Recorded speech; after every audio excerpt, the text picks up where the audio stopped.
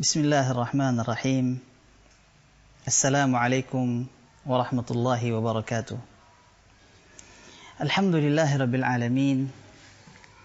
Wassalatu wassalamu ala asyrafil anbiya'i wal mursalin wa ala alihi wa sahabatihi ajma'in. Amma ba'd. Kaum muslimin dan kaum muslimat yang semoga dirahmati oleh Allah Subhanahu wa taala. Sebagian ada yang mengatakan bahwasanya berbuat baik kepada orang tua hanya dengan mengirimkan kepada mereka uang dalam jumlah yang besar atau menyediakan segala kebutuhan orang tua kita dengan mewah dan harga yang tinggi. Ketahuilah saudara dan saudariku kaum muslimin dan kaum muslimat yang semoga dirahmati oleh Allah Subhanahu wa taala.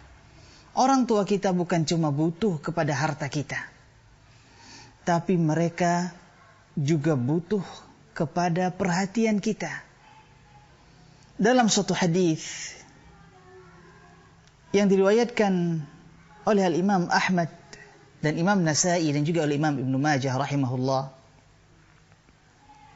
seorang sahabat yang bernama Muawiyah ibn Jahimah As-Sulami radhiyallahu an datang kepada Rasulullah sallallahu alaihi wasallam dan berkata, "Ya Rasulullah, inni kuntu aradtu al-jihad ma'ak abtaghi bidzalika wajha Allah wad-dar al-akhirah." Ya Rasulullah, saya ingin berjihad bersama engkau, mengharapkan wajah Allah dan mengharapkan kampung akhirat. Rasulullah sallallahu alaihi wasallam menjawab perkataan sahabat beliau ini. Kata Rasulullah, "Waihak, ahayyatun ummuk." Aduhai, celakanya engkau. Apakah ibumu masih hidup?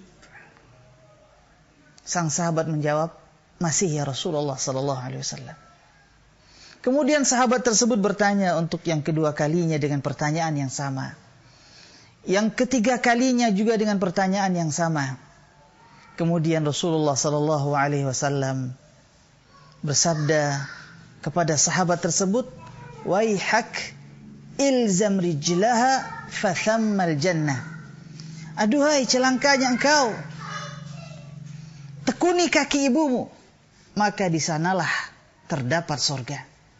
Ma'asyiral muslimin, sahabat yang mulia ini ingin meninggalkan ibunya bukan karena ingin mencari harta. Ingin meninggalkan ibunya bukan untuk mencari dunia, tapi untuk berjihad, mengharapkan wajah Allah dan mengharapkan kampung akhirat.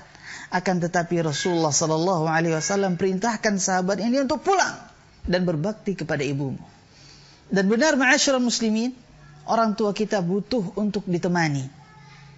Bukankah Allah Subhanahu wa taala telah berfirman, "Wa sahibuhuma fid dunya ma'rufa." Dan temani kedua orang tuamu di dalam kehidupan dunia ini dengan baik. Sebagian para ulama rahimahumullah mengatakan, "Man tagharraba an walidayhi li talabi 'aishin aw li daruratin falyas'alillaha an yaghfira lahu dhanban harramahu min al-qurbi biwalidayhi."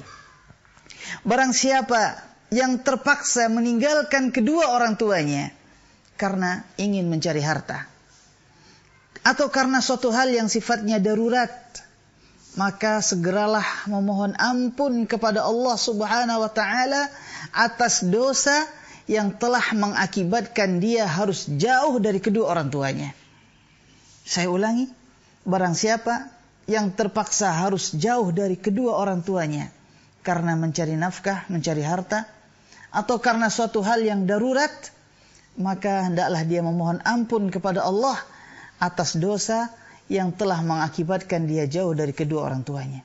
Sahabat yang mulia ini, ma'asyiral muslimin, tidaklah dia meninggalkan kedua orang tuanya karena ingin mencari harta untuk berjihad, tapi Rasulullah katakan pulang dan berbakti kepada kedua orang tuamu.